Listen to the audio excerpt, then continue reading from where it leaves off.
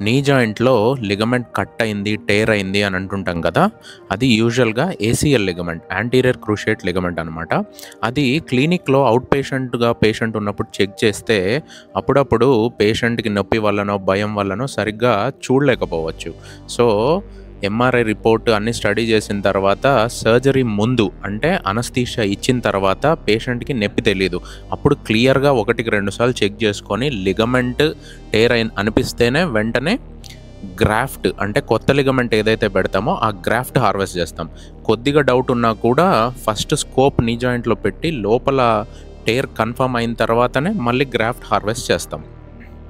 And ఈ నీ arthroscopy keyhole సర్జరీలో beauty ఏంటంటే పేషెంట్ మెలకువతోనే ఉంటారు. నడుం భాగం నుంచి కిందికి మాత్రమే అనస్థీషియా ఉంటుంది. సో ఆ ప్రొసీజర్ జరిగేటప్పుడు అంతా కూడా లోపల ఏమవుతుంది, ఎలా చేస్తున్నాం అనేది కూడా పేషెంట్‌కి చూపించొచ్చు. కొంతమంది పేషెంట్స్ ఇంట్రెస్ట్ ఉన్న వాళ్ళు చూస్తారు కూడా.